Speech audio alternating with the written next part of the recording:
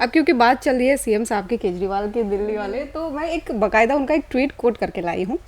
उन्होंने ट्वीट करते हुए लिखा था और कहा था कि पाकिस्तानियों को पूरी पुलिस सुरक्षा और सम्मान के साथ मेरे घर के बाहर प्रदर्शन करने की इजाज़त है, लेकिन इस देश के किसानों को दिल्ली में आने की इजाज़त नहीं है। भारत में किसानों पर आंसू गैस के गोले छोड़े जा रहे हैं, डंडे लाठियां मारी जा रही है। इस पर आप क्या कहेंगे? देखिए, जो वो अक्सर अपने बयानों में भी कहते हैं। सीएए पर दिल्ली के मुख्यमंत्री सरासर फेक न्यूज फैला रहे हैं।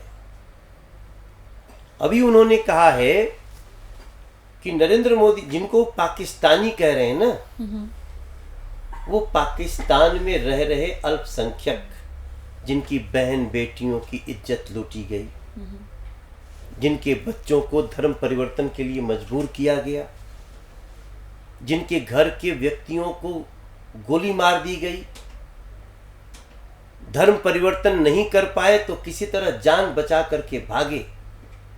आज 21% हिंदू या सिख या जैन या बौद्ध या ईसाई, वो 1.5% रह गए, बाकी कहाँ गए? अगर वो लोग अपनी जान बचा के भारत में शरण लेते हैं, ले चुके हैं, लेकिन उनको लाइट का कनेक्शन नहीं दिया गया, उनको नागरिकता नहीं दी गई, उन लोगों को सीएए के तहत जो 31 दिसंबर 2014 तक देश में आ चुके हैं, उनको जीने का एक इंसानियत का हक दिया है नरेंद्र मोदी जी ने, उसका विरोध कर रहे हैं अरविंद केजरीवाल। वही लड़के, वही बच्चे लेकर के उनके घर के सामने गए थे। अब आप सोचिए, उनको पाकिस्तानी कहते हुए आपको शर्म नहीं आती है? आपको ये पूछना चाहिए था कि 21% हमारे हिंदू पाकिस्तान में कहाँ गए, बांग्लादेश में कहाँ गए, अफगानिस्तान में कहाँ गए? 21% 22% हिंदू, आज 1.5% और 1% रह गए। तो क्या हुआ? या तो मारे गए या धर्म परिवर्तन हुआ। भारत दुनिया के 150 देशों को कोविड में खाना खिला सकता है, वैक्सीन दे सकता है, तो ऐसे शरणार्थी लोगों को, उनको रोजी रोटी नहीं दे सकता, नागरिकता नहीं दे सकता। लेकिन मनोज जी, सीए की बात तो काफी टाइम से चल रही थी, ये इलेक्शन से जस्ट बिफोर क्यों अनाउंस करना पड़ा? बिल्कुल, एग्जैक्टली।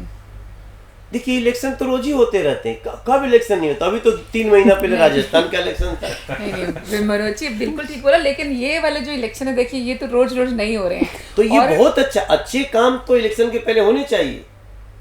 और आप बताइए, आप चलिए मेरे साथ जी, आप उस घर पे चलिए जहाँ छोटे छोटे बच्चे सांप बिच्छू घूम रहे हैं, वैसे वहां लेकर के जीने को मजबूर है उन लोग। हमारी अंदर मानवता है। सहमत हूँ कि ये जो कानून आप जो लेकर आ रहे हैं, ये आप इसके अंदर कुछ बेशक, अगर यही बात वो रोहिंग्यास के लिए बोले होते, यही बात वो इलीगल घुसपैठियों के लिए बोले होते, जो शौकिया यहाँ आकर के अपराध कर रहे हैं, लूट कर रहे हैं, जमीन कब्जे कर रहे हैं, क्या अरविंद केजरीवाल बोल सकते हैं उनके लिए? हमें गर्व है कि हमने 2014 के 31 दिसंबर तक जो भी आ गए थे शरणार्थी, हमने उनको नागरिकता दी है, और अब प्रधानमंत्री आवास योजना के तहत उनको हम घर भी देंगे, उनको जीने का हक देंगे। पर इस पर रोजगार पर बड़े सवाल उठ रहे हैं। केजरीवाल साहब कह रहे हैं कि रोजगार कहाँ से दोगे इतने लोगों को, अपने युवाओं को नहीं दे रहे हो, कह रहे हैं। दिल्ली के रोजगार की बात कर लीजिए, दिल्ली के मुख्यमंत्री हैं ना वो, जरा रोजगार का एक डेटा ले आकर दे दें। वो तो पूछने वाले नहीं, वो तो बताने वाले हैं। अच्छा, एक कोई ऐसा मुद्दा जो दिल्ली सरकार के खिलाफ आपको लगता है कि सबसे मजबूत हो सकता है पब्लिक के सामने रखने के लिए, एक कोई सबसे बड़ी विफलता आपकी नजरों में दिल्ली सरकार की? नहीं, उन्होंने तो, हम 5 ऐसी बात बताते हैं। उन्होंने कहा बच्चों की कसम की दूसरे से हाथ नहीं मिलाएंगे, ऐसा मिलाया कि चरणों में लेट गए हैं। उन्होंने कहा हम 5 साल के अंदर जमुना जी को साफ कर देंगे। आज जमुना जी दिल्ली में जो स्थिति है, आप सब किनारे खड़े होकर के बैठ नहीं सकते हमारा जी। उन्होंने कहा हम दिल्ली में जल जमाव नहीं होने देंगे, दिल्ली को लंदन बना देंगे। आज स्थिति देख लीजिए क्या है। उन्होंने कहा था हम यहाँ दिल्ली में 10,000 इलेक्ट्रिक बसें लाएंगे। आज जो 7,000 बसें थी वो भी 2,800 पे आ गई और 1,500 नरेंद्र मोदी जी को नया देना पड़ा है। हम इतनी बातों में अगर आप कर दें, वो आए थे कहने कि हम भ्रष्टाचार के खिलाफ हैं, वो खुद कहते हैं, मेरे पास वीडियो है, कि अगर आरोप भी लग गया तो नेता को पद पे रहने का अधिकार नहीं है, इस्तीफा दे करके पहले अपनी बेगुनाही को प्रूफ करना चाहिए।